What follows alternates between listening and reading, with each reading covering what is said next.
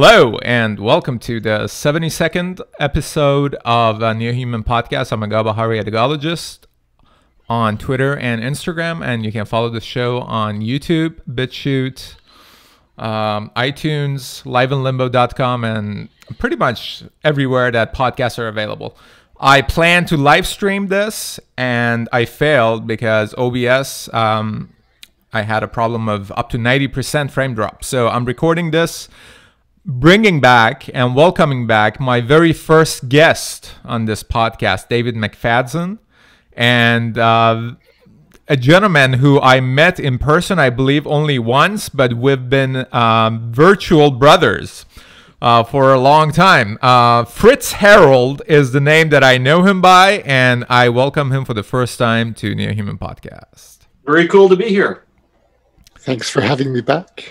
Yeah, absolutely. Let's start by just to give our audience some ideas what you guys have done, who you are, to give them some context to assess what is coming from your mind and make a decision whether or not it's good and bad based on their own perspective. What have you done, David, the kind of lives you've lived, the work you've done, and what are you mainly focused on now these days? And then the very same thing for you, Fritz. The lives I've lived. It's funny. I was just listening again to the recording of the first podcast, which was just over 4 years ago, I think. Yeah. It was during the election season, running up to the election of Trump, anyways. So. Actually, it was January of 2016. Yeah. It was at the peak of. It was the election year and beginning of the election year, and it was at the peak of insanity until then, because after that, day by day, things got exponentially crazier. Yeah. And it was really interesting listening to it because at the time, it seemed like a pretty wild speculation that Trump would be in the lead, he would get the nomination. I was quoting Scott Adams for being upfront on this, or in the lead on this. And in retrospect, it almost looks like it was inevitable, but it didn't quite seem like it at the time. I was working for a different company at the time. I was working for Synaptive Medical, building neurosurgical robots. And I've actually, on my second job since then, after Synaptive, I joined a blockchain startup, Equibit. And sadly, it only lasted a few months before running out of money. This was when the cryptocurrencies crashed a couple of years ago, and it was impossible to find funding. Now I find myself at a great company now called Index Exchange and really enjoying it, but I've kind of switched contexts again. I'm now an engineering manager leading 3 teams working on the next generation of the software that's just it's working on infrastructure for the web between the publishers and the advertisers. Amazing. And Peter Voss mentioned that you were working with him at his first company. Yeah, at A2I2. Yeah. That was very interesting. Like, he was my boss almost 20 years ago. Still have very fond memories of my time at Adaptive AI. Yeah, I want to talk about his perspective about AI with both of you guys. Because there's a philosophy and then there's a technology aspects to it. Fritz, how about you? You share who you see yourself as at this moment. Well, I was a fairly mainstream, normal human being, and then our other guest here unwittingly lured me into another universe. This was about 95, 96, and there was this little server off in the Rocky Mountains somewhere, that hidden in a underground shelter, and it ran Church of the Virus. And I started blogging on here, and I was exposed to a world that was completely new to me. Up to that point, I've been working with a couple of engineering firms, and I spent 10 years doing all the floodplain mapping with other people, of course, for Southern Ontario. So out in the field, walking up and down river systems and documenting, doing the computer models and running the computer models and the weather models. And so I was heavily involved from an engineering perspective, hanging around with engineers, and that was great. But that led me into IT. because no one wanted to touch the computers and do the computer modeling.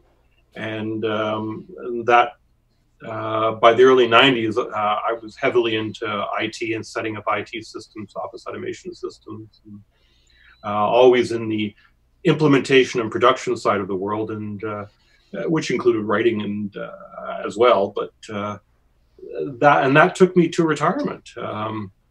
And now I'm up in 4 hours north of Toronto in God's country here, and enjoying life, and still can't get away from you guys, because it's always such a treat to share the ideas and sort of expand what's left of my brain.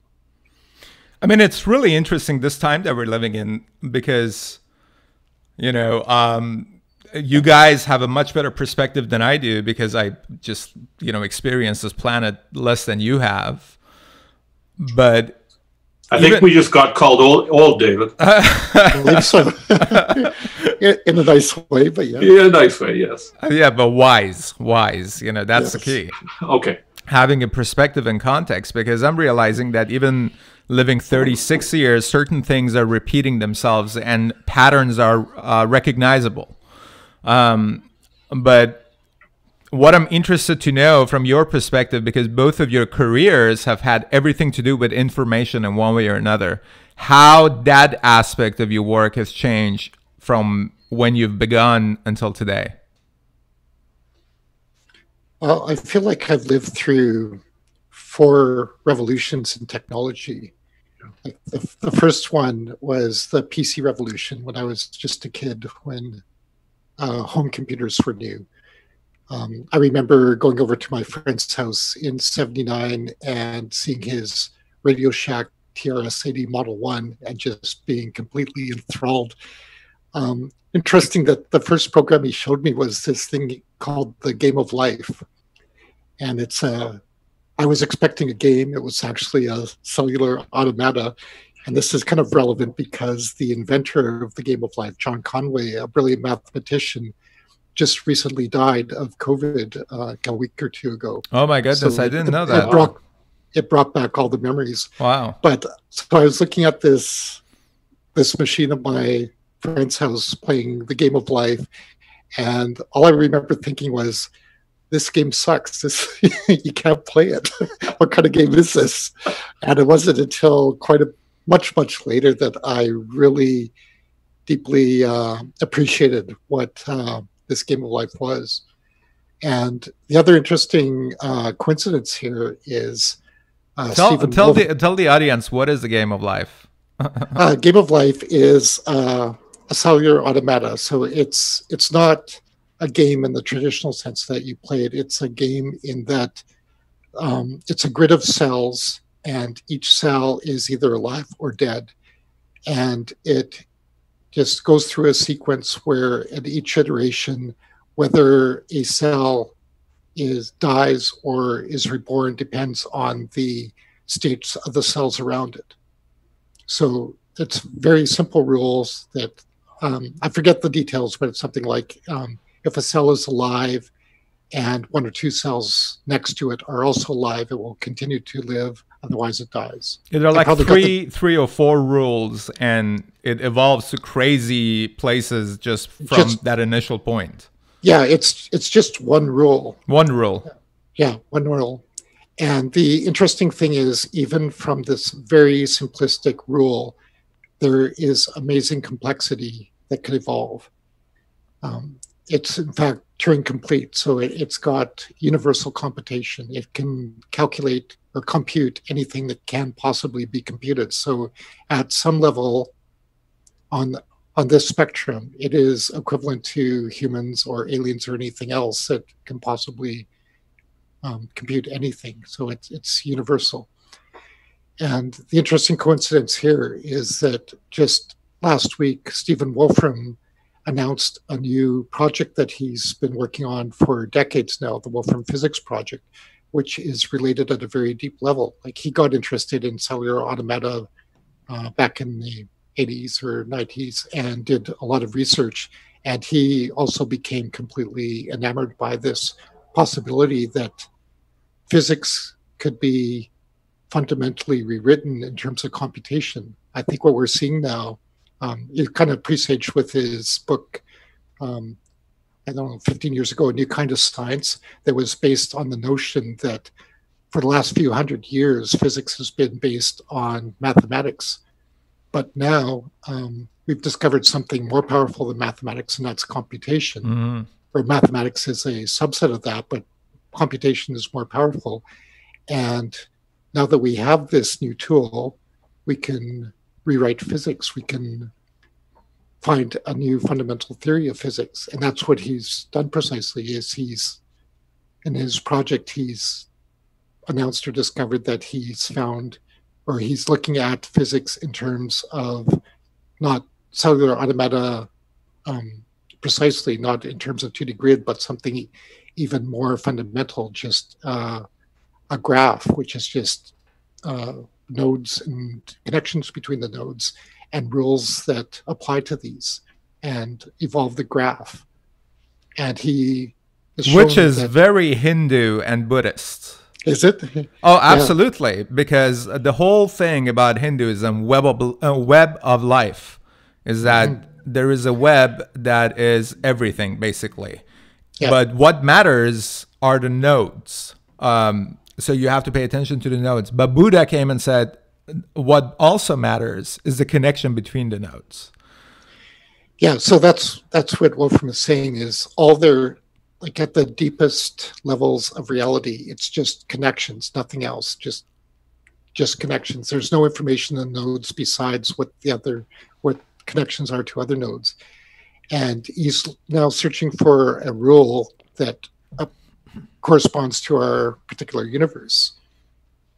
But it's basically part of the, I guess, a program called Digital Physics that harkens back to Fredkin decades ago, and von Neumann since then, that at the fundamental strata of the universe, it's just pure information. So it has kind of a matrix feel to it too, which is very appealing to people like me, and presumably Fritz, like technologists, computer scientists.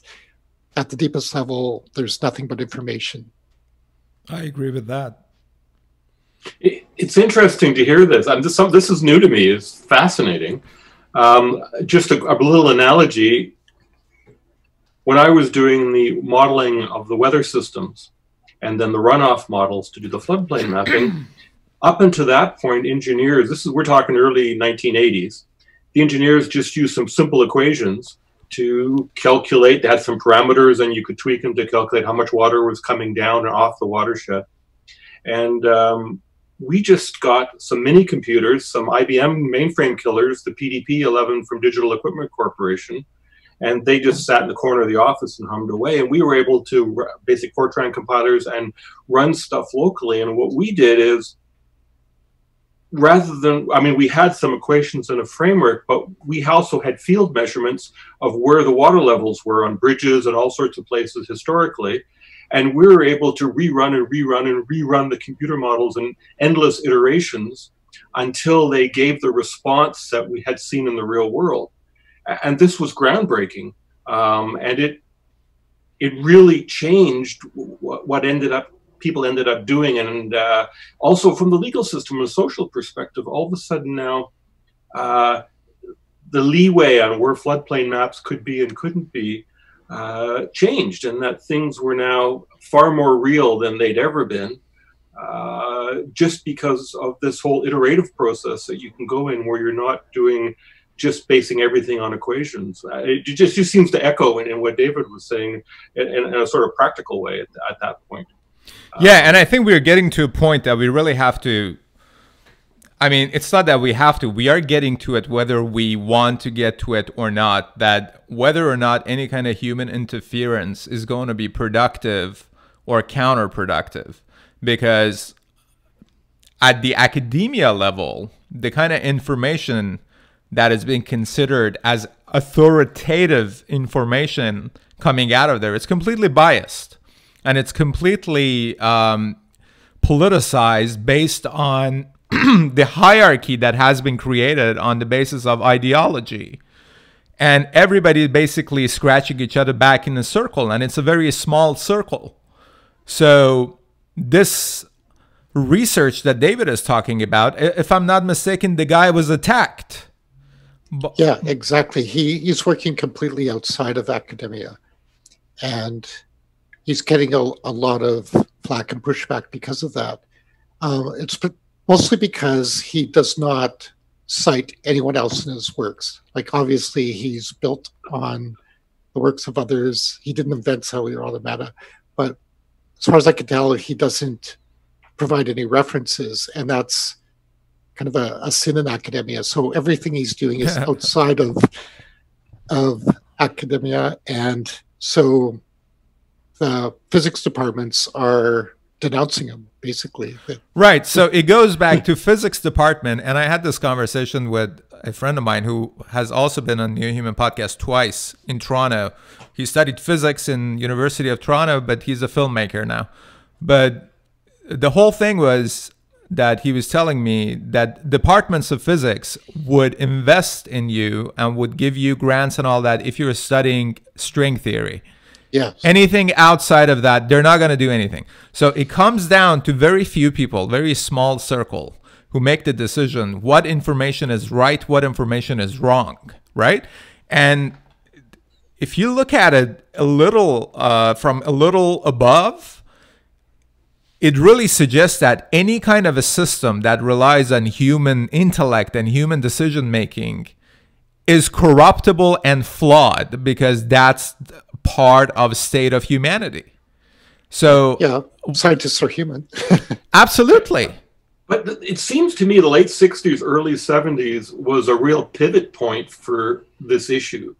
And I've seen a number of people, that are in physics and had been in physics prior to the 70s, are talking with some concern about what they witnessed over their careers. As you pointed out, as string theory became the gospel and anyone else was sort of pushed aside. But that there was a structural change or ideological change that happened at the universities in the early 70s. That it affected more than just the social sciences. It looked like it also seemed to narrow the reach of even the physics and the STEM fields, and created this little capsule that everyone functions in. I suppose it's been like this for a long time, because when you look back at at Newton or Galileo, in their context, they were pretty hard done by the establishment of the day. So it may not be a new thing, but what's the way out? I keep wondering as I'm looking at this. Well, I think the way out was shown to us by Jordan Peterson when he got his grant cut by the government, and he raised many times over that amount online by Kickstarter or some Patreon, whatever that he used. But we have to decentralize. There is no other way around it. When YouTube comment says any video that talks about this virus that says anything against the mandate of WHO is going to be shut down and deleted and, marked basically as fake news. That's just ridiculous.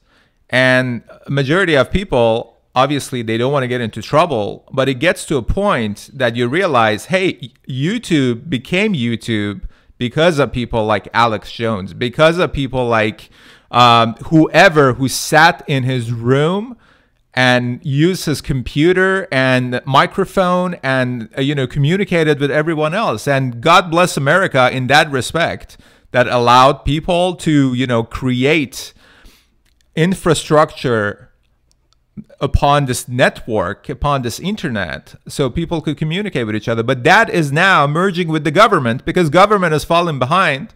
And big tech is like, yeah, it's business for us. They don't care about America or Constitution. They care about profit. And it's probably there's another insidious component that even if it isn't overtly doxing you, then you don't get as many rewards for putting material out that they don't forward on or don't advertise. So YouTube they're subtly adjusting what you do so you can see the maximum return and money coming in to make it profitable for you.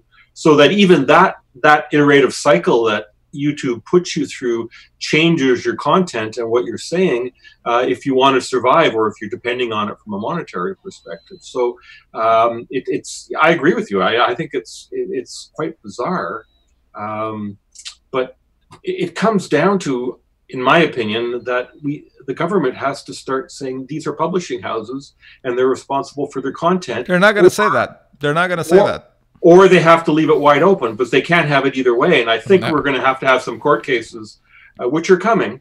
Or you look at Dave Rubin now and Scott Adams, they're now launching their own platforms and moving their people over to that because, and I think you're going to see more and more people starting to do that now. I mean, the technology is certainly there. So this whole thing has to be, it's gotten too centralized and it has to be decentralized again, I think. So that everyone's voice can be heard. So there isn't a central source that can be managed the way Facebook and YouTube are. Guy, you post all your videos on BitChute, don't you? Also, yes. Mm-hmm. Is that just as a backup in case YouTube removes them? I've never actually been to BitChute. Well, White House has actually, it's really interesting. White House started a BitChute channel as well. So all of Trump videos and White House videos, because it's the only platform for alternative media that is not going to be brought down. And I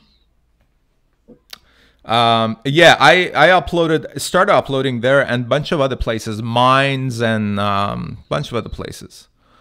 But BitChute is very, it's a cool platform. I have subscribers there. It's like 1/10 of the amount of my YouTube subscribers. Mm-hmm. But, you know, I want to support them too. You know, it's like if I can get them traffic in my own way, you know, whatever, you know, it's good because, you know, you don't have to be reliant completely on YouTube. Right. But this is kind of the fundamental problem that YouTube is the place to be if you want subscribers. Yeah. Well, it's adoption. You know, it's social adoption. That goes back to, we had this conversation, that any technology, any solution really, would work as well as the society that adopts it. So, you know, you can come up with the greatest system ever. And that's really is my biggest question with respect to anarchy, real anarchy, because I hear it from a lot of people. They're like, dude, you're an anarchist. I'm like, I'm not an anarchist because I don't think people are not going to use violence when it comes down to it, you know, because, you know, humans are humans. You think anarchists are pacifists? Because I think that's a fundamental misunderstanding. No, but isn't the whole philosophy operates on the basis of non-aggression pact, that you're not using violence? Like right, but if somebody uses violence against you, right, you're going to defend yourself. You're going to defend yourself. But what's stopping people from ganging up and taking over other people's stuff? We're relatives of monkeys. Having a strong defensive position. Yeah, I generally agree with you that it's almost a lost cause trying to implement anarchy in the physical world. Yeah. But I think there is a possibility in the virtual world where violence isn't much of a possibility. We can use cryptography to defend ourselves. Yeah, and self-sufficiency. Right. The idea that I told you, and I want to share with you also, Fritz, and with my viewers, that this is something that I'm going to do within the next year. I'm going to buy a large piece of land, and I'm going to raise money to put 2 to 5 tiny houses on them and bring artists and creative people to live on that land in those tiny houses for a fixed monthly subscription, which would be around $300, $330. And I'll continue buying lands, because I don't know if you know that, but in United States, like in Florida, in Colorado, in Utah, in Arizona, there are huge pieces of land for relatively cheap price. What do you mean by relatively cheap, though? Just put a number on it. Like 10 acres for $20,000. That is cheap. And it's in the middle of nowhere. And I think this is a great opportunity for people to think what it is that they want to get out of life, because they cannot rely on the system that can't even control a virus from shutting down the entire economy.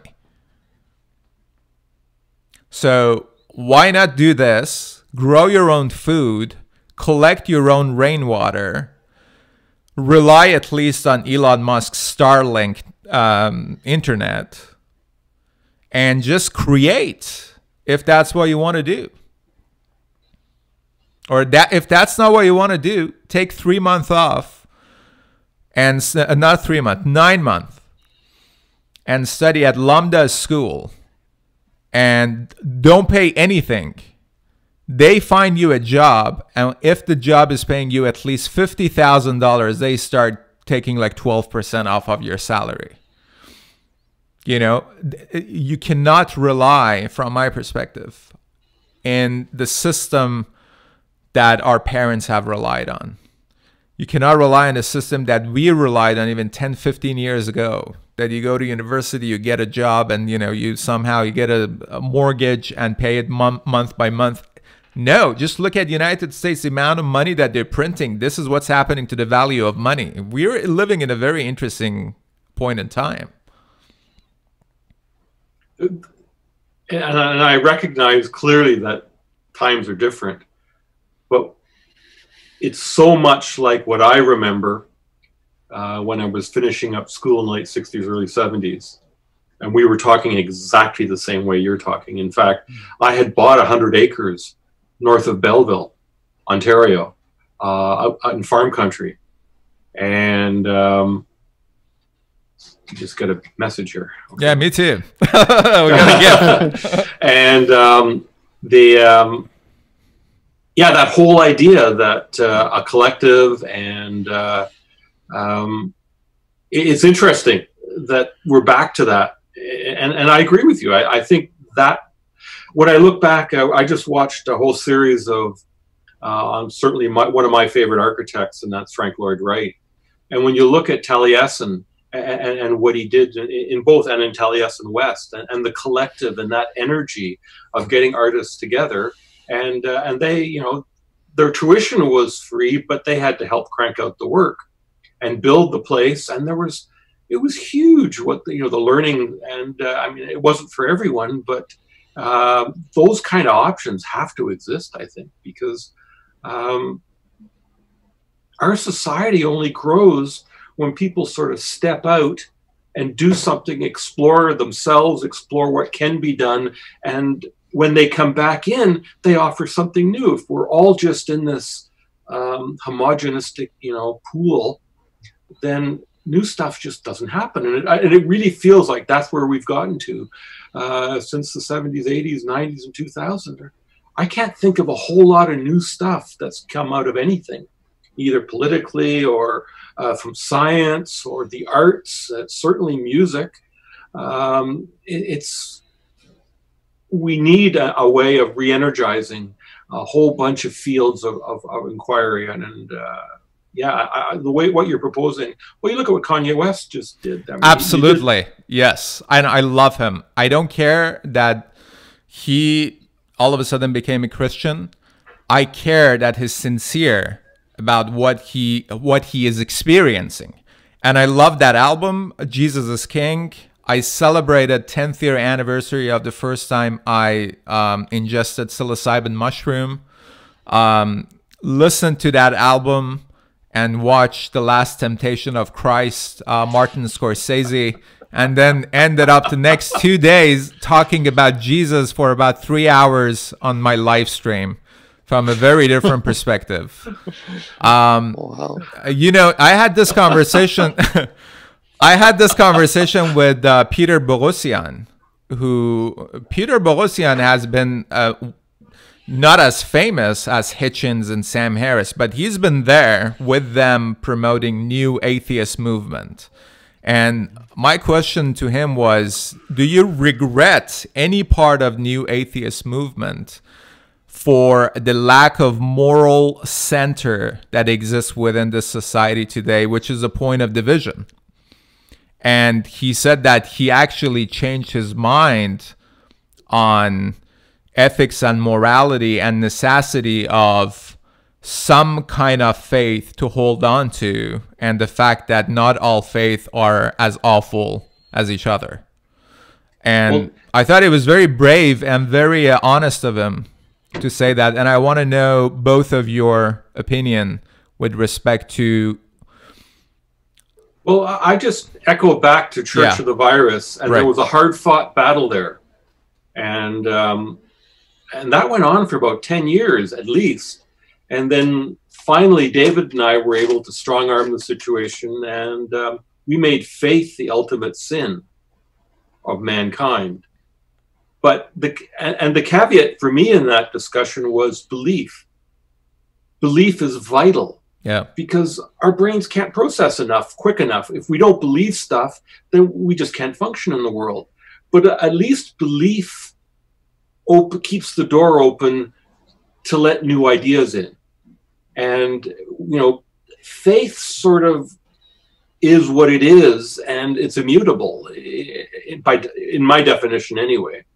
So in my mind, for myself, I've created those two spectrums, that faith, something totally immutable, is probably not a good idea, for me anyway. And belief is useful because, okay, I know that my frame of reference has these beliefs in them, and that gets me through the day and gets me what I'm doing. But when, you know, when David pokes me and says, Wally, did you really get what else is going on? And I can step back and say, okay, my belief wasn't 100% correct. I'm going to have to adjust and pull other things in and push some stuff out. So that, for me, morality and belief and a social framework, and I think Peterson talked about this many times, and John Vivarecki, also from University of Toronto, they've all talked around this quite effectively. And I think that's, in all these discussions, I think it's vital that this notion of something being immutable like faith, and I guess it becomes a language issue because other people view faith differently. So just from what we did at COV, defining faith as this immutable absolute, and whenever something becomes immutable and absolute in a social context, there's a problem, because human beings, we evolve. And if you can't evolve socially as well as any other way, then it's not going to work out very well. Anyway, so that was my 2 cents. Sorry. Yeah, I've got nothing against beliefs in general. The faith that we've named a sin is defined as an unreasonable confidence in a belief. So it's like a Bayesian inference that is out of step with the evidence. Isn't that exactly what every single mother has towards their child, though? Unreasonable belief that it's gonna be, you know, this kid is gonna be awesome. You know, he's gonna be happy. Everything that I'm doing is for this kid's good, and there is as much emotion, if not more, than logic and rationality in raising a child. Is that really unreasonable, though? Yeah, for a mother to love her children? It could be. And as long as she's able to witness when things are going pear-shaped. Here why it's unreasonable, and I'm saying this because I watched something on Dr. Phil. Uh-oh, Jesus. Jesus Christ. All right, we got to go now, Dave, don't we? There's a fantastic Dr. Phil meme. I got to see it, since we were talking about Church of Virus, and I want to talk to you, David, about what exactly Church of Virus and definition of memes based on your context is.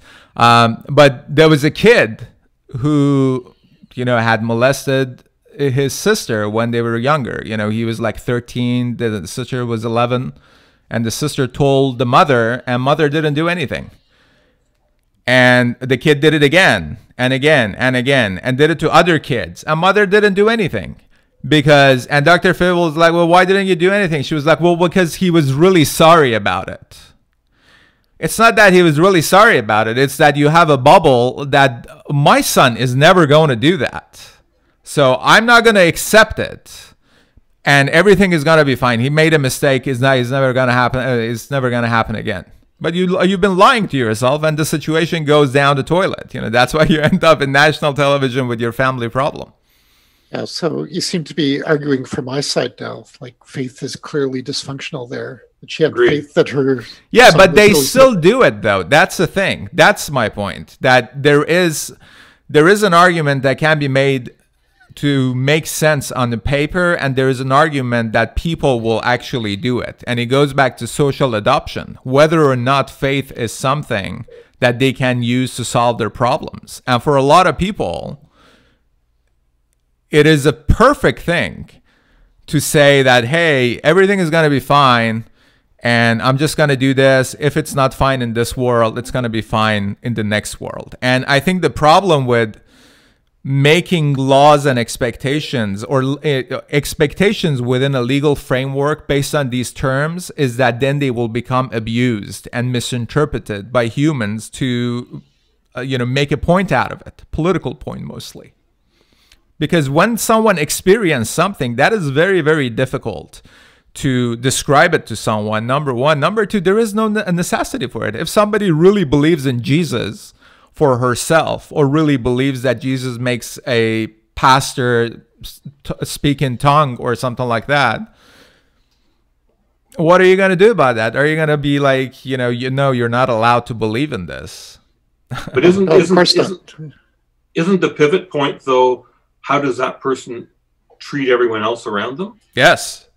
I mean, that becomes people can believe what they want, but if they treat the people around them with respect and with a degree of honor, then it's hard to fault them as individuals, no matter what they believe. Well, maybe that's where we are politically, sociopolitically then one ideological side believe that the other side is not treating their expectation and their needs and ideals with respect, because they're voting against the belief and the ideals and the values of that group.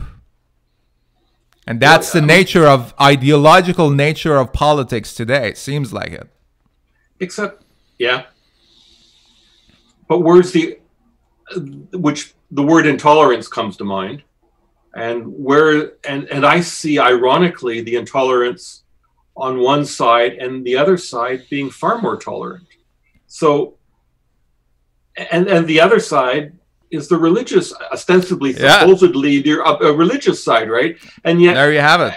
But I can't remember who. I think it was Neil Ferguson pointed this out, that globalism is a good thing if nation states come to it from a position of strength in themselves. Right. If you come to a group's dynamic and you're not a whole individual and you're not comfortable in your own skin, you're going to struggle and feel threatened in a group dynamic. If you come to the group as a fairly well-adjusted individual, willing to share and willing to take stuff back in and respect people, it's a whole different ballgame. So I think that the people on the right, many of them tend to be fairly, be it for religion or for whatever reasons, there's a sense of security in what they know and what they believe and what's right and how you have to treat people, and they're far more willing to embrace.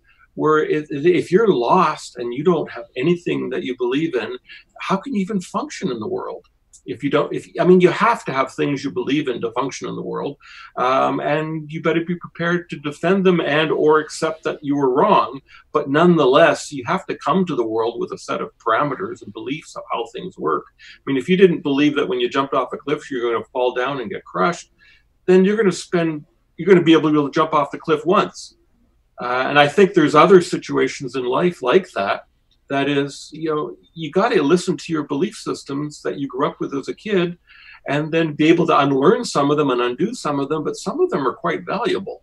And I think the real challenge is to recognize the valuable things you learned that are now beliefs as an adult, and be able to separate them from the things that you learned that were survival skills when you were a kid that don't necessarily help you as an adult anymore. And those are the challenges, but to just, consume, believe, virtue signal, and if that's the way of functioning in the world, how are you ever going to accept anyone else? Well, that's also a religion for them. The left is a religion, is a fundamentalist religion. They demand submission. I had Yasmin Mohammed, who, it's this Egyptian, from Egyptian heritage, but Canadian lady, who wrote a book, Unveiled, about taking the hijab. I watched it. That was an excellent interview. Yeah, and the whole thing was that people don't really understand it here because they haven't experienced life under Islamic theocracy. But what left is doing is exactly what Islam is saying, that it expects you to submit. There is no argument. There is no... And but at least Islam has documented rules. Well, yeah, because you can hold up. The left doesn't have any documented rules. It's a free-for-all. Islam has. That's why I'm loath to accept the analogy with religion for the left, because at least with religion you can go somewhere and say, okay, what's the framework this is based on? But Islam is 1,400 years old. Wokeism on the left, if we go back, maybe is really 50 years old. Because I think we're like 10 or 20. No, but the people, because if we go back to where the seed was planted, the people who lost the Cultural Revolution of the 60s, those of them who ended up as as Marxists and communists and leftists in academia, they started producing this foundation for, hey, we're gonna publish a study and then rely on that study to make proof a point, and everybody who's gonna come to our circle have to agree with us on the ideological basis, not scientific basis. And this is the result. I watched that in the late 70s and early 80s at university. I watched that happen. And, University of Toronto, all the Marxists were there, and everyone had in the 70s, had their little black shoes on, those crummy little shoes that all the communists wear. Everyone had their little Mao book. And I was just gobsmacked, because coming over from Germany in the 50s and growing up I was the little Hitler at my school, right? And then my buddies from Italy they got the same, we were all somewhat ostracized. So I think we were hypersensitized to social memes and what goes on and what drives people in terms of how you pigeonhole things and then function around it. So I always found myself a little bit at a distance socially in terms of the main what was going on. And so when I saw that at university, I was just stepping back, going, "Well, this is not good."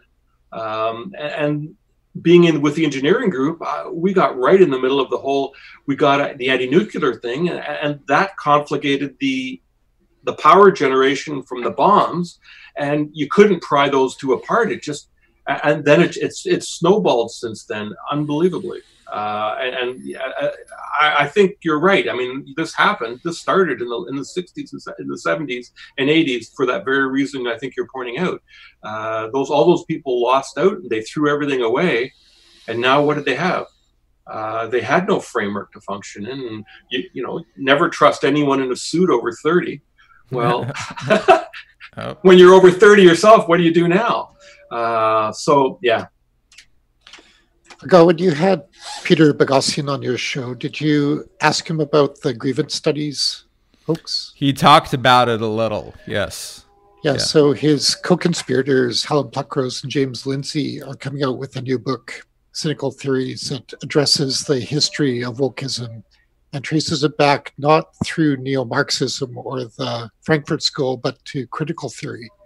So I heard both of them recently on a podcast, Unregistered by Thaddeus Russell, which is absolutely the best treatment I've seen of the history of postmodernism versus wokeism versus critical theory and the distinctions between them all. Fantastic. Yeah. The evolution. So highly recommend. So we need more than one cross to nail things up to. We can't just do postmodernism on a cross. We have to do other stuff too. Is that what you're saying?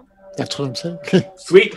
So, yeah, critical theory has an independent evolution from Marxism that has to be taken into account if you want to be taken seriously when you're criticizing. But first of all, we should be able to talk about these kind of things without being shut down. That's the cancel first culture. Yeah, that's insane. You would imagine that after this COVID situation, for however long it's going to take, a lot of things is going to change in a respect with a social tolerance of some nonsensical ideas like open borders, for example, absolute open borders that anybody can come across, because this proved. I'm willing to listen if you guys disagree with me, but this proved from my perspective that you got to have borders, and those borders have to be strong enough for you to realize who's coming in. So I'm curious to see what will happen after all of this, all of this is passed and we are back to phase 2, life 2.0 in the 21st century after COVID.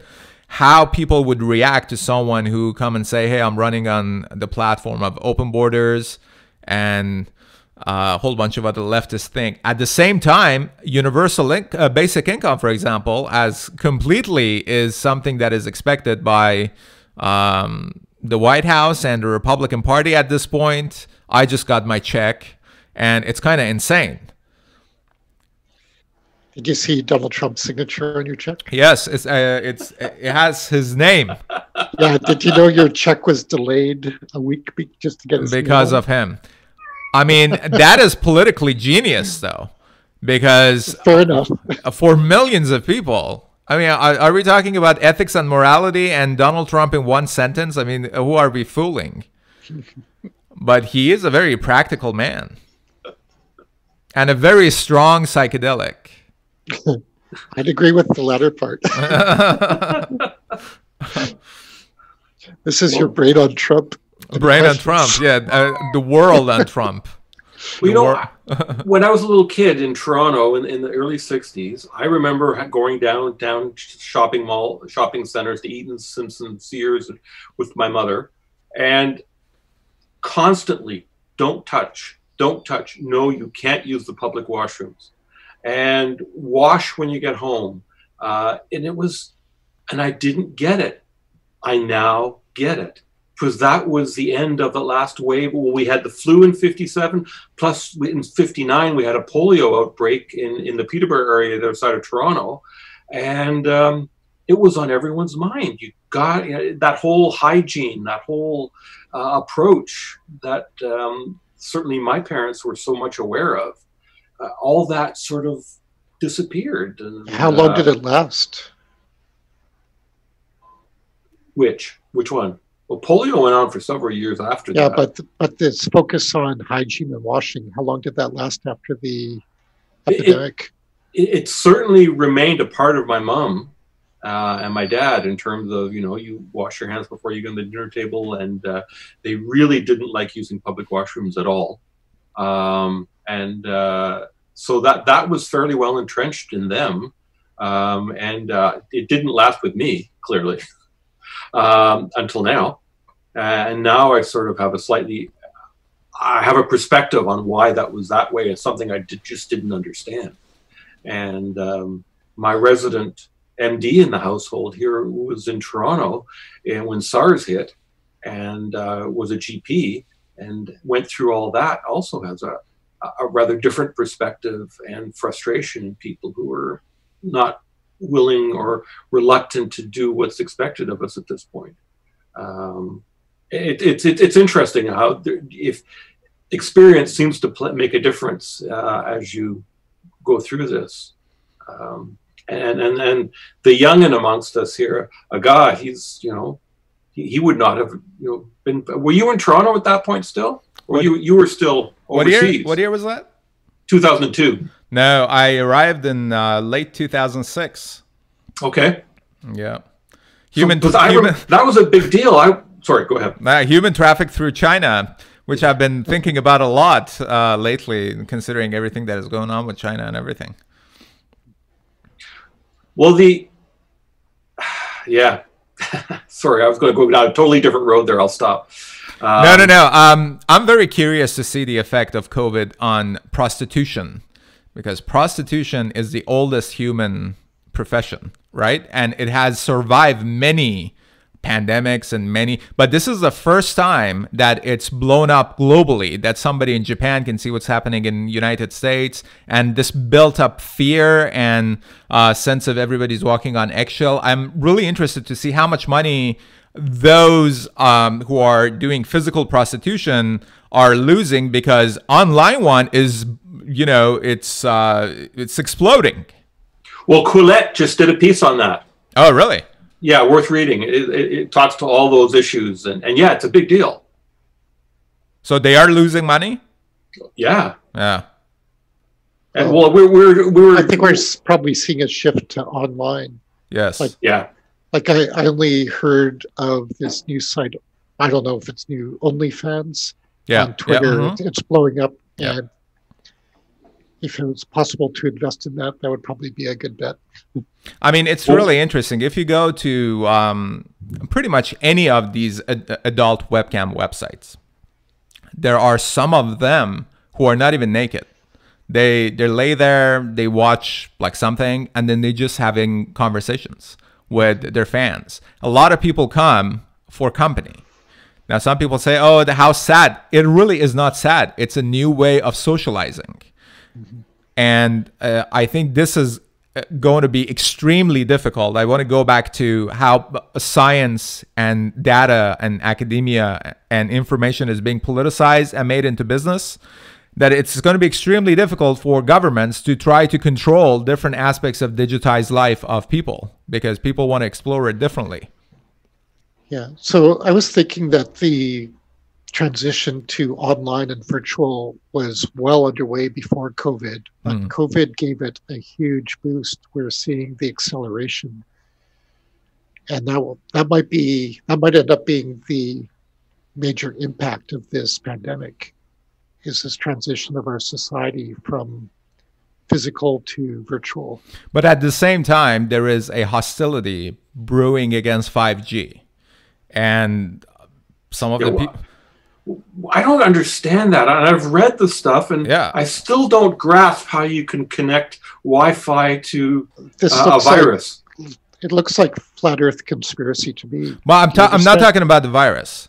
No, I know, but people are linking these two, like the biological virus to the 5G technology. Like, something's missing in your education at that point, isn't there? Well, even when we were getting together as Toronto transhumanists, like how many years ago? Like 6 years ago, 7 years ago, 8 years ago, maybe even, we were talking about, and that was the time that people were getting attacked for wearing Google glasses in San Francisco. Right, yes. Right? Yeah.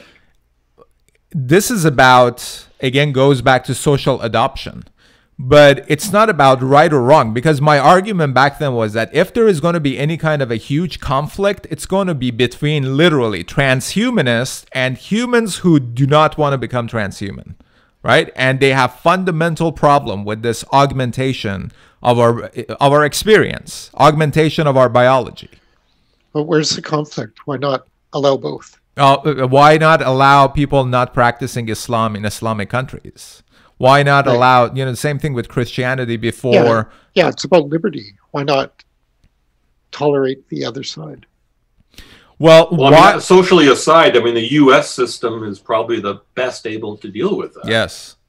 But it goes back to, why aren't people tolerating each other? Does this intolerance has an evolutionary reason, or this is just something that, like, why people are intolerant of each other? Well, if something's different, we struggle with it, because inherently we look to the familiar. We look to, we believe in what a person should look like, what a face should look like, how people should behave. I mean, to this day. Why though? Because we want to be certain. Well, I don't like, exactly, because I do not like Halloween. My light's off, my door's locked. Because I really struggled. I really struggle with all these weird people coming to the door, right? It bothers me. And I know that's dumb and it's wrong, but if you can't look, I want to see the face. Oh, come on, Fritz. Halloween is objectively the best holiday. I agree with David. And, you know, as a kid, I would have agreed with that. But as a grown-up, I'm going, not so much. I mean, I was the kid who had a human skull from the bio lab with a candle in it and my face all done up with horrible disfiguring makeup, who went around door to door after all the mainstream kids had done their trick-or-treating. Oh, you're one of those guys. So, you know. Yeah. This is what I mean when I ask you the lives you've lived. These are the kind of stuff I want to hear about. No, but going back to intolerance, I think conflict only becomes necessary when there's a contention over scarce resources. Yes. And I don't see that necessity in transhumanism versus people that prefer to remain human. Where's the contention over scarce resources there? Capabilities? Well, it's the alignment issue, which isn't it really interesting that one side of the argument about AI and AGI is that the biggest problem is alignment, but really the biggest problem of humanity has been alignment. Explain alignment. Alignment meaning that in the context of AI, that your artificial intelligence, the purpose and objective of it being aligned with purpose and objective of you. Basically, your AI doing what you expect it to do. And that apparently is the biggest problem. Am I right, David? Oh, the alignment problem is an ethical problem. It's alignment between the AI's goals and humanity's goals. And the worry there is that there's no necessary alignment. And if it's not necessary, where does it come from? Which suggests to me that if alignment problem is actually the biggest problem, and when it's solved in one way or another, then AGI will be achieved, which Peter Voss, for example, completely disagree with that. But let's say that that's one approach. Then that's a guarantee that there is not going to be one giant centralized AI. There's going to be many different AIs all over the world doing different things, because again, alignment hasn't existed as an objective throughout human civilization. Right. That's why different civilizations come and experiment with different approaches. Right, but the issue here is not how many AIs there are, it's which ones have the power. If there's one dominant one, the rest don't really matter. Yes, that's true. Well, could AI end up being just part of you as an individual? Do you have to be part of a collective in terms of the AI? Or could your augmentation be sufficient that you could tap into the collective resource and I don't think you should be part of collective at all. I think you should be able to. So wouldn't the AI automatically be in alignment with you then, if it's part of you? Yeah, but the problem is, and a weaker, basically, AI, if that's the right word to use in this context, will be vulnerable to a stronger, more powerful AI and will be taken over by it. Is that right? Well, if there's a contention for resources, the more powerful will win. Right. And what would be... By definition. What would be the resources at that point? And this goes back really to definition of computation, which I think can be narrowed down to speed of processing. Yeah, well, the resources are physical. It's energy for computation. Yeah. It's memory for storage. That's it. So these two are going to be the most vital pieces of energy, not pieces, but modes of energy in the coming decades as we digitize more and more aspects of our lives. Yeah, I think that if you want to get down to the essence, it's energy is scarce. There's going to be contention over that. Yeah. Fritz, we talked about... now, by the way, I have no idea how long this Zoom meeting is going to go. What is your guys' time limit? How much longer? Well, I had a button on my screen that came up. They're extending it because we're nice human beings. Amazing. They clearly haven't been listening to us. We are thanking the China's Communist Party, who will review this information through and Zoom. Our major shareholders of the never mind. Fritz, we talked about politicization of academia, and you and me went back and forth a couple of times in the context of climate change. And I really enjoyed your perspective on it. Can you talk a little about that? What do you think is going on with respect to politicizing science in a very ridiculous and obvious kind of a way? That if we are talking about science, why are political solutions being shoved down people's throats at the expense of taxpayers? Well, I think objection for leading the witness here. Well, I totally disagree with them. I mean, we're all going to die tomorrow. It's obvious. And I'll take my money now. Thank you. Right. I think the key is in the gameplay of the messages, and that it was global warming was the discussion for the longest time, and when that pivoted to climate change, I mean, the climate changes. We all know that. I mean, it's intuitively obvious if you look at any geology or any history, the climate changes. Whether there's, and the fact that there's global warming has been going on since the last ice age. That's a part of the geological records. The question, when I peel it back in my own mind, I come back to what would be, why have the meme that human beings are destroying the planet and human beings are bad? Because that's really, I see as the underpinning meme in all this. Human beings are evil and human beings are destroying their world. So that, from that premise, you move forward, and then you can start unpacking what's going on, for me anyway. To be fair, I remember in late 1990s, when I was at work, working hard and head down and trying to make a living, I thought global warming, well, yeah, everyone says it's real, so I guess it's happening. And I remember a colleague at the time took me aside and said, "Wally, it's all BS. There's a game afoot." This was 1998. And I sort of brushed him off and said, yeah. Now, he spent a lot more time as a single individual doing research than I was doing. But anyway, so I finally, a number of years ago, started looking at this and it doesn't make sense. So back to the science. Why doesn't it make sense? When I started unpacking in my own brain what the premises were that were being worked on. So the premise that human beings are undesirable, human beings are bad, we should all be ashamed that we're human. That seemed to be a lot of the underlying principles going on. And I experienced that certainly in the late 70s and early 80s with the whole anti-nuclear movement. And I saw exactly the same stuff going on. And I was kept saying that we have to have fission power. We have to get that working, and we got to go to the next generation to get these old plants out of line. And that's what's going to save us. That's going to get us to cleaner energy. And everyone, clean, cheap energy is what makes a society really work well. So, and I was vilified at the time and ostracized for suggesting that in the circles I was in. There was something horribly wrong with me.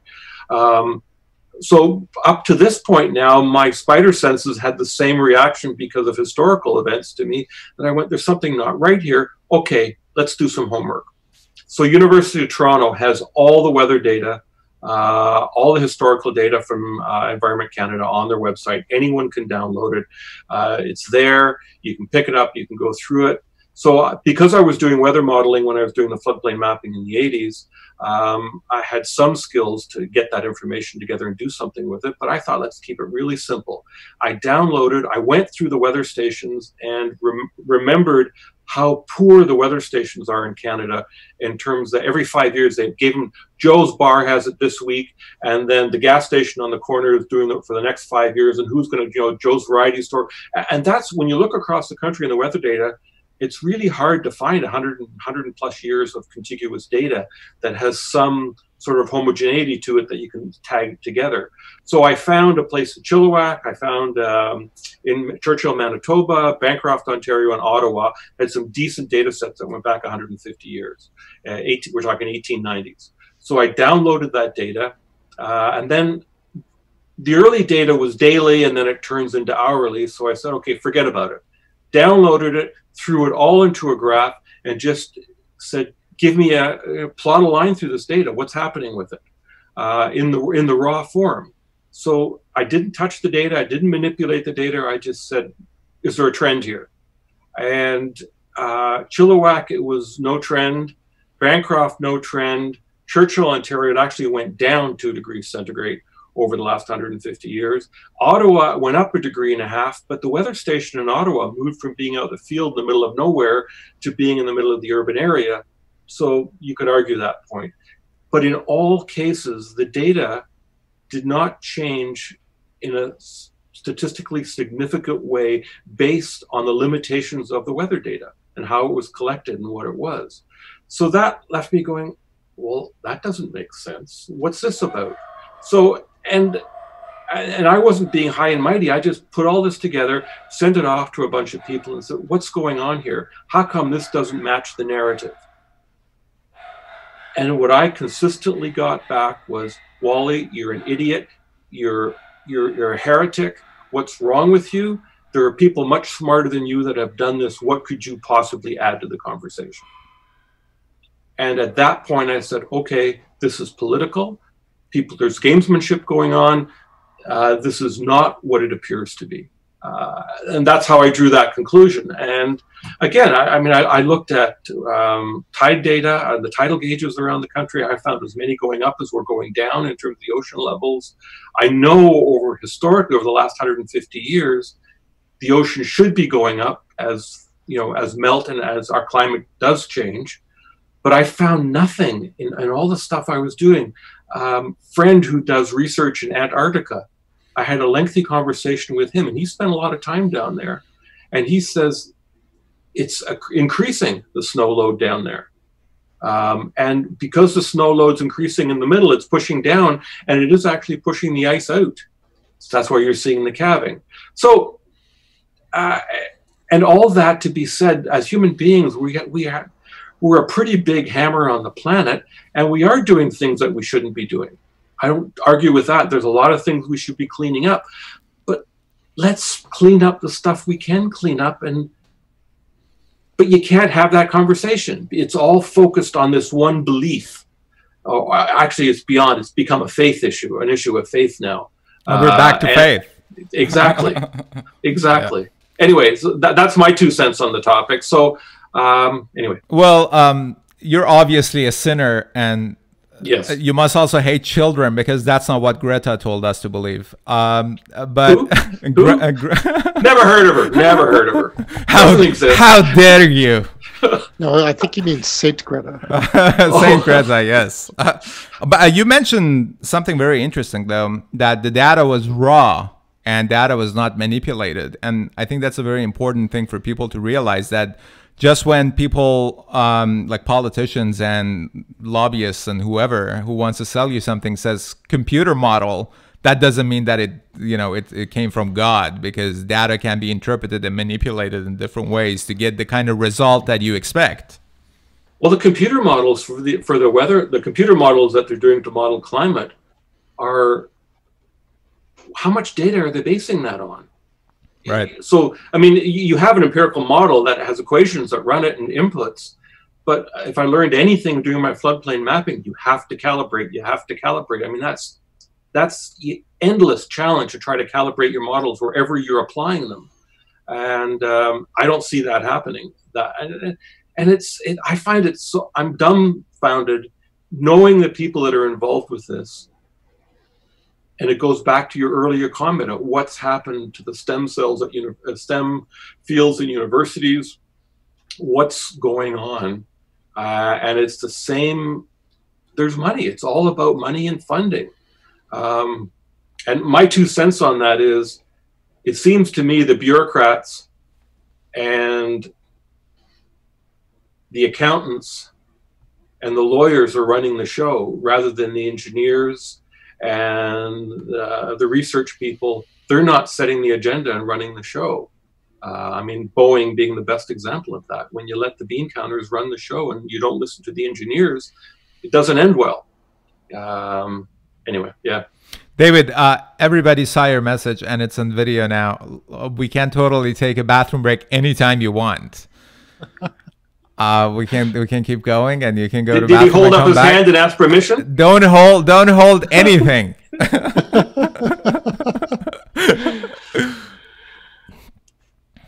So you're not recording speaker view here, you're recording screen?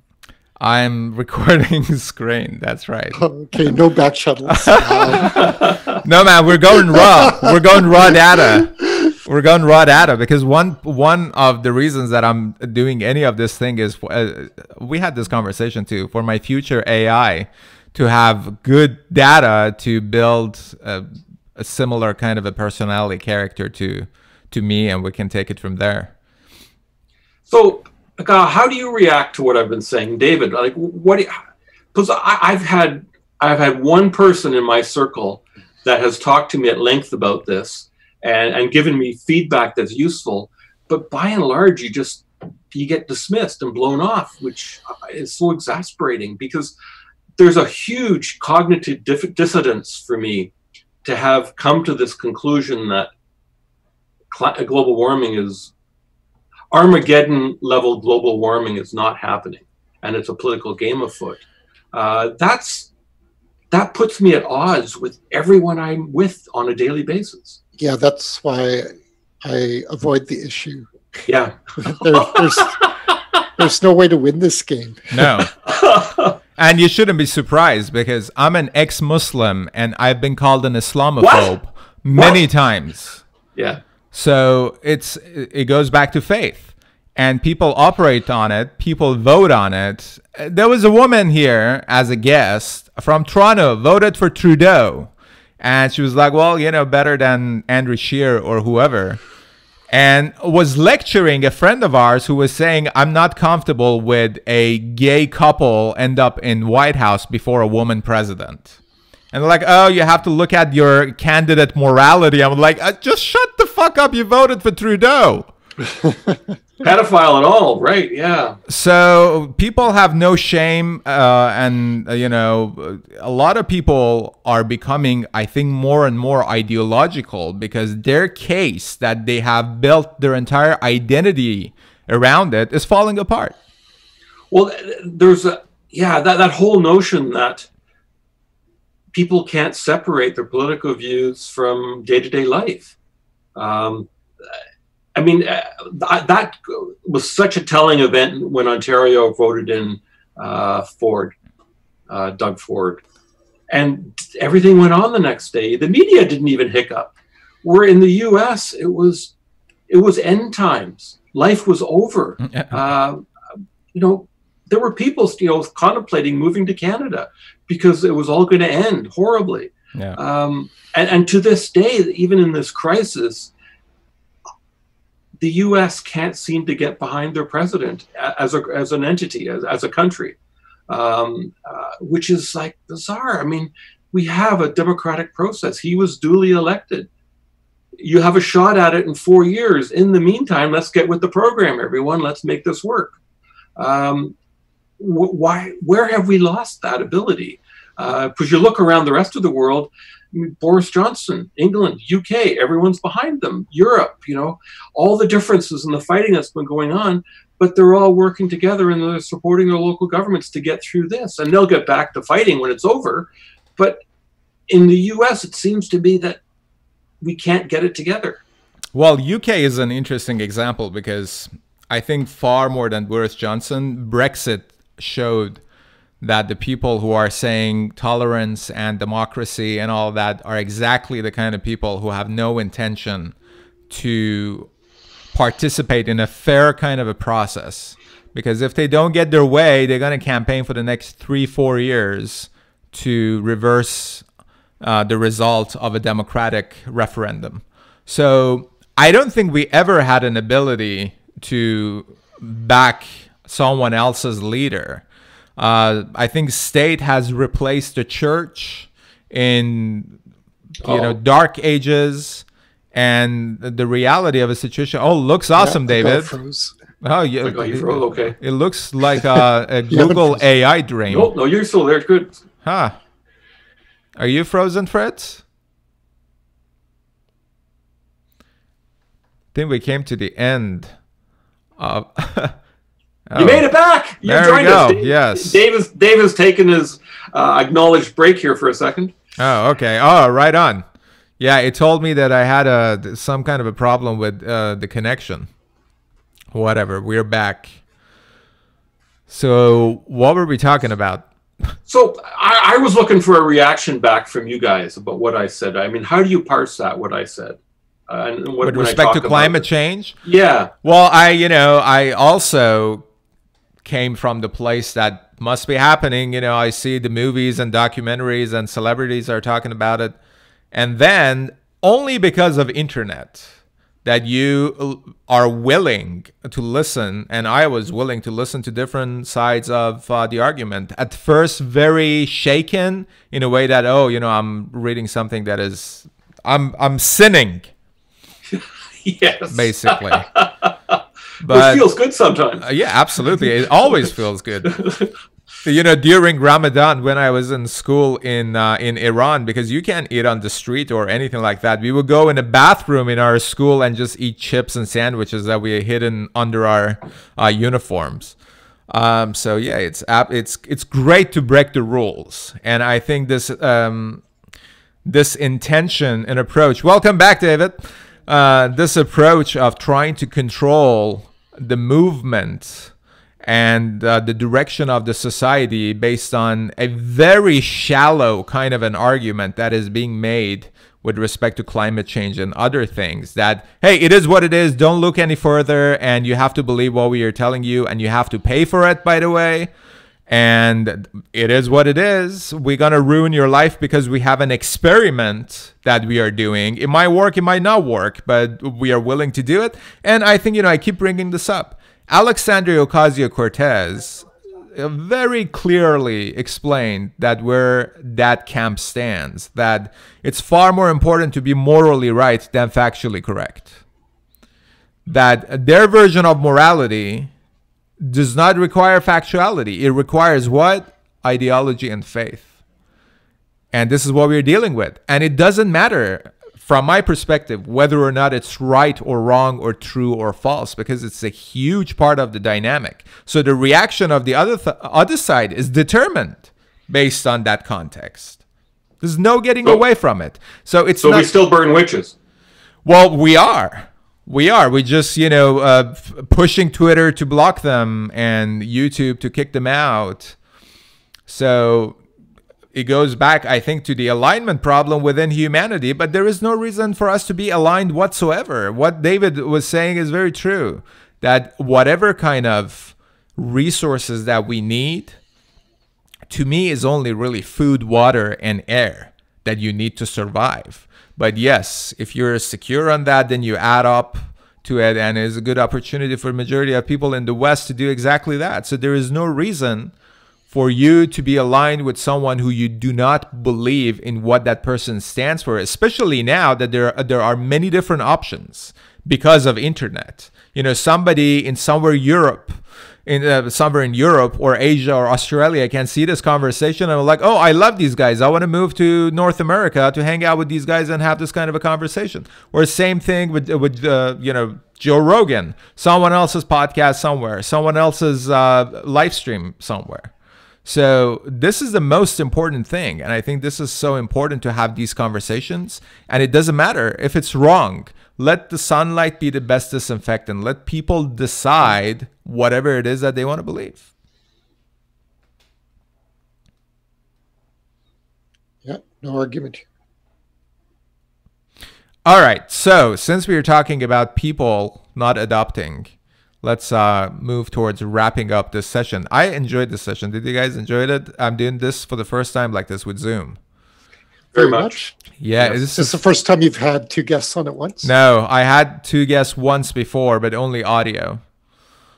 and through Skype. But this is good. This is the video. I really enjoy this platform. You know, we started doing this in my office in Toronto with David. We were in the same room. Yeah.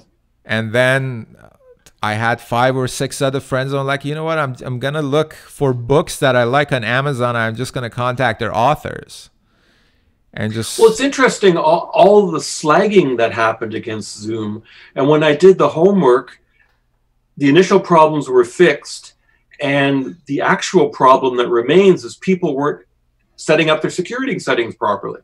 So it was once again a user interface problem. Yeah, human error. Yeah. Anyway, I mean, and maybe. So what is the solution from both of you guys for people to, because you especially mentioned how important it is from your perspective not to have faith. My perspective is that it is what it is, but from the perspective that faith as unconditional belief in something that might not make sense, unreasonable or irrational. Well, what is the solution from both of your perspective to improve that state of humanity? Well, I think it's worth David reiterating what the basis at Church of the Virus was. Yes, please do. Okay, so our definition of faith is unreasonable confidence. So being unreasonable is never a good thing. Unreasonable confidence means that your confidence level is not calibrated to the evidence. That's it. It's just pure Bayesian inference. That's a basis of Church of Iris? That is the definition of faith. Most recent interpretation of Church of Iris faith as a sin. Like I wouldn't put it in those terms originally. But this is how I see it now, 25 years later. And what is the proposed solution to transcend beyond that state? The proposed solution is to be reasonable, to calibrate confidence to evidence, or in Bayesian terms, credence in a belief to evidence available. Evidence available that will make sense to any individual without the requirement of a third party interpreting that evidence for that for the individual. Interpretation is unavoidable. Yeah. Whatever evidence you get, it's always interpreted. You can't use raw data. Even your raw senses, when you look at something, you're already interpreting it as an object, as a scene. So there's no reason for evidence to be objectively true. I'm not talking about objectivity here. It's always subjective. But the reason to look for evidence is to come to the point whether or not what is being proposed is correct or false, isn't it? That is how you calibrate the credence of your belief system, yes. But based on different interpretations that can be made out of evidence, it can be false or correct, based on the different perspective. Yeah, I'm talking about your perspective, though. It's your evidence, your beliefs, your perspective, your interpretation, your credence. So it's on the individual basis. Yes. Yeah. It's always perspectival. So Church of Iris is, and I consider Church of Iris a friend church to Church of Agology. It's. I appreciate that. I think we are sister churches. Absolutely, man. Church of Agology is decentralized, has no brick and mortar, and there is no conversion. And it's a philosophical framework. You can be an atheist agologist or Christian agologist, and it really is based on information. Right. So it goes back exactly to subjectivity for me too, that you receive information, you create based on what you've received, and then you share what you've created so others can receive, create, and share. That's it. There is no point or right or wrong, good or bad. I am still a proud member of Church of Agology. I'm honored. What is how do you define mimetic based on Church of Iris context and perspective? Yeah, so this is using the original definition of meme from Dawkins, The Selfish Gene, not the internet meme that is just like visuals that you pass around to your friends. So a meme is a mind pattern, a mind virus, actually. It infects the host and causes behavior in that host. You can always attribute behavior that isn't inherited genetically to memetics. So maybe memes are the future of educating people, not educating people, but creating and sharing information and receiving information so people can instantly be introduced to different kind of perspective and make a decision whether or not they want to associate with it. Sure, I'd agree with that. Extremely powerful mediums. How do you feel about memes, Fritz? Well, I immediately, my brain went to Susan Black and Teams, which it just fascinates, that whole notion of her discussions on that just fascinate me to no end. But I think the memes and how David just describes it really works for me, because when someone puts an idea at your feet and you're willing to listen to it and to try to digest it, you change. I mean, you can't unsee or unhear things. They have an impact if you're open to letting them in and digesting them. And I think therein lies the problem right now, is we have a world that may no longer be secure enough in itself to listen and to accept these memes and ideas. And there's, I'm not sure, I don't know how Dave feels about this, but I sort of came to the conclusion that memes aren't good or bad. They just are. And it's how you process them then and fit them into your worldview. The morality gets assigned then from your own. Yeah, I think everything is. I think everything is. Everything it just is. And I think Naval Ravikant said this, that there, yeah, he's awesome, wise, that the only way to reach peace is to go beyond good and evil. And I've been on that path subconsciously until a couple of years ago, that I realized, oh, that's exactly what it is. It's the yin yang. That's exactly what it is. That something exists because of its opposite. You always need the bad to define the good, even if you're going to define them in those two categories, good and bad, right or wrong, in binary. But I think everything is quantum, good and bad at the same time. It's just a matter of who's observing it and who's experiencing it, and where are you from. You know, Richard Dawkins talked about it, but it's really interesting that someone like Dawkins, I think science had placed a roof that he's not willing to look beyond that. And I'm saying that based on the last interview of him that I watched on Joe Rogan. And I'm a huge fan of Dawkins. But I had number of life-altering experiences on psychedelics that I went from calling myself a militant atheist to I fucking have no clue what's going on.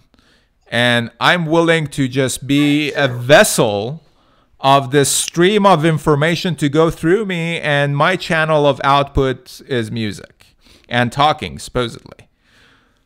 So that's it.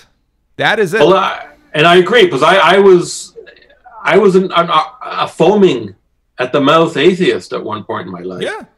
And I know why that was, but certainly at this point in my life, I recognize that living in a vacuum is a bad idea.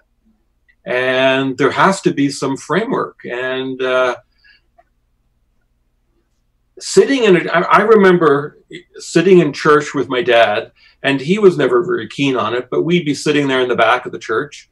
He'd be pointing people out, and this businessman just screwed that guy, and that guy's doing with his wife, going through the congregation, right? And as a kid, I mean, I sort of understood what he was saying, But there was still that moment of intimacy that you had in a place that was not your regular day-to-day place. And we've lost that. And I think a lot of people are trying to do meditation now and doing yoga and doing lots of things to try to capture that. Go for a walk in the woods, do whatever. But so many people are work, meals, supermarkets, shopping mall, watch TV, go to bed, and then do it over again. And they never, there's no framework to have that different place, different space to reflect in. And so there were some good things that came with the rituals.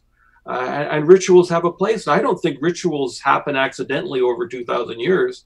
There's a reason they happen. And some of them were manipulated by people who want power and all that. But there's still some underlying component to the rituals that have value. Anything that is direct. And, individual has no need or necessity to define the experience to anybody. It's none of anyone's business. This is something that I am experiencing. And it's stupid to even try to describe it to someone because they haven't lived the life that you've lived. They're not experiencing the same thing, even if they are in the same place with you, taking the same substance, doing the same thing, reading the same thing.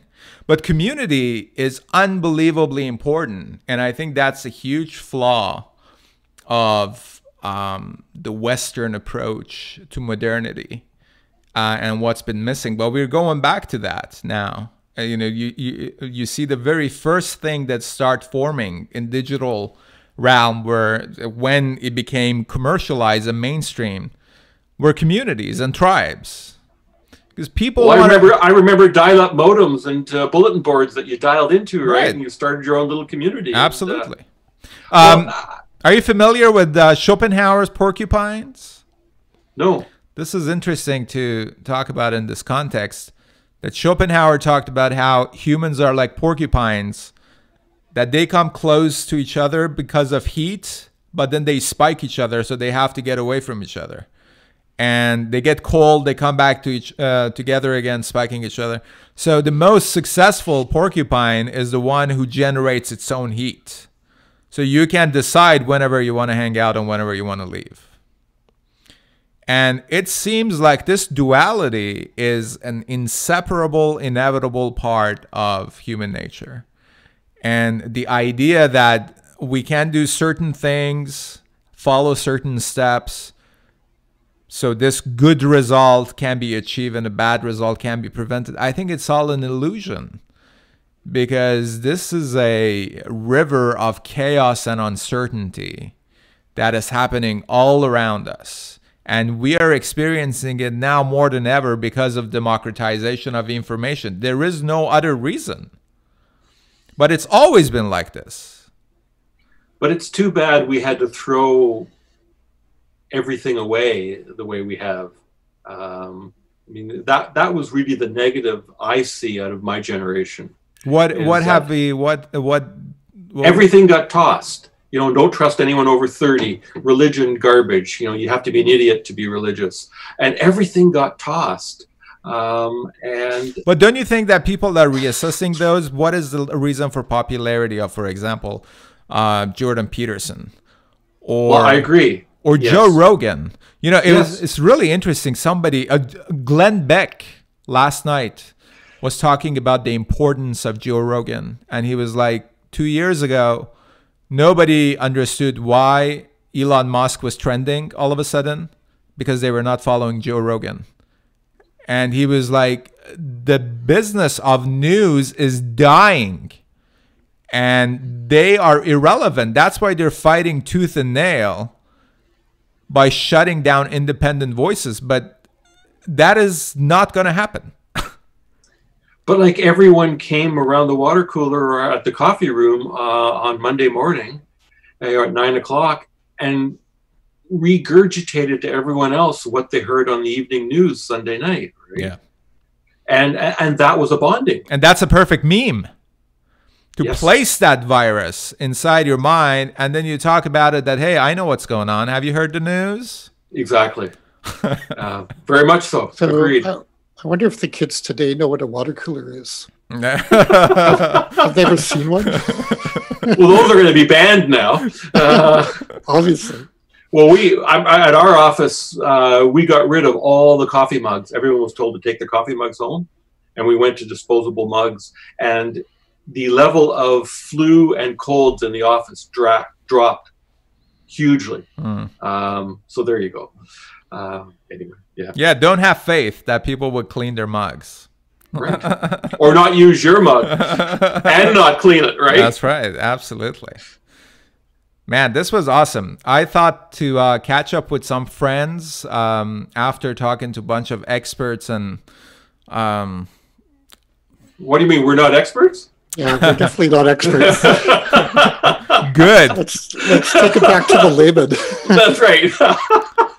We obviously, each of us are experts in whatever it is that we are experiencing and doing, but I'm talking about talking to like a writer about her or his book. And I enjoy that too.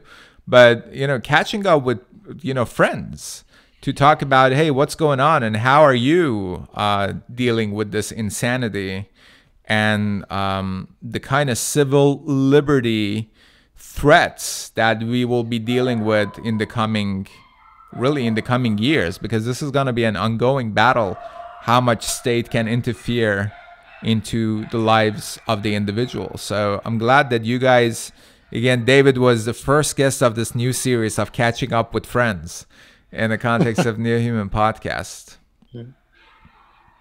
I enjoyed it. It was really a treat. And I remember spending a fair bit of time when through my dark period and reading a lot of Alfred Adler's work.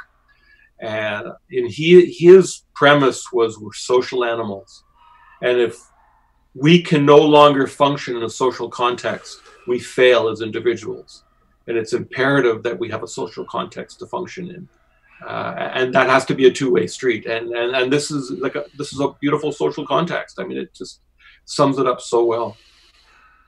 Yeah, we have to talk, you know. Yes. We have to talk, but it has to be in the context of respecting the other person and being part of. Yeah, well, being part of is really, really important. I think if you agree to talk, certain kind of things come with it. Like, hey, don't fucking chicken out if you disagree with the other person. And that's one of the good things about live stream, because if something like that happens, hey, dude, log out. You're being live. You're being shown to the world live with this crazy behavior that you're expressing. And that's the beauty of transparency, right? So I think that's one of the reasons that people are reassessing the kind of sources that they can rely to.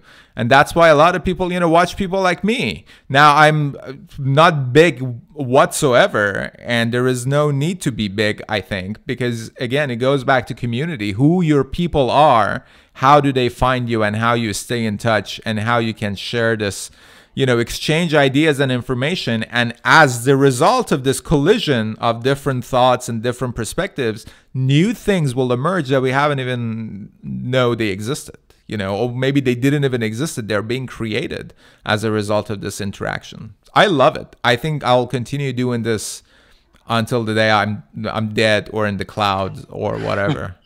Whichever comes first. Yeah, whichever comes first, exactly. Well, there'll be a virtual of you somewhere doing it right forever. Have you guys watched Midnight Gospel on Netflix? Should we? Oh, absolutely. I took acid and watched it. Binged watched it on Netflix. And is it good without acid? I'm sure it's amazing without it too. By Duncan Trussell, and I laughed and cried, and it was amazing. It was awesome. All right. Yeah. And the animation is done by the creator of Adventure Time. Yeah, it looked familiar. Yeah, yeah, very good, very good. All right, it might be a good time to rewatch Good Omens. Good Omens. With it's on Prime, and it's Neil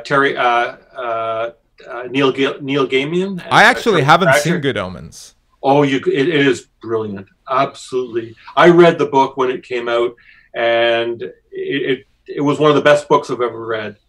And it's a comedy, so in that context. But it satirizes everything that's sacred about the woke community. in the 90s, they got it. And it's still bang on today. And it's that there's no stone unturned, but it's not mean. It just puts it on the table and has great fun with it. You have to watch it. I think there's 8 episodes, and it is brilliant, absolutely brilliant. I'm looking forward to it. All right, let me ask you guys the last question I ask all my guests, starting with Fritz. That if you come, sure. Yeah, man. Well, thanks for coming again. Before asking the question, it was really cool. If you come across an intelligent alien from a different civilization, what would you say is the worst thing humanity has done, and what would you say is our greatest achievement? I have to reassess this question myself because I don't believe in worst and best anymore, but it's a cool question. Well, it's still a fair question. I think the worst we've done is become bogged down in faith and stop listening to each other. I think that's where we failed as a species. And I think the best thing we've done is get together and share ideas and create. I mean, I just look at the Western world right now, and it has never been this good for so many people on this planet. And those are the 2 things I would point out and say, yeah, we got lots to fix, but geez, we're getting it right, and let's get on with it and then stop beating each other up about it. David? So I'm going to stick with the answers I gave in the first episode. The best thing we've done so far is the internet, because it's brought us all together, not only here with friends tonight, but globally. We've really seen it during this pandemic that there's a new virtual society that's come online. Yeah, it's very beautiful. Amazing to watch. Yeah. Hopefully it's not going to be, corrupted the way that, for example, YouTube has corrupted, because YouTube was very beautiful too in the beginning. There will always be alternatives, yeah. I think. And the worst thing we've done, I'm going to stick with my answer, maybe refine it a bit. I said the nation state before, but war, international war, is absolutely the worst thing that I've seen in our history. And I lay the blame entirely on the nation state, which is just a fictional god like any other deity.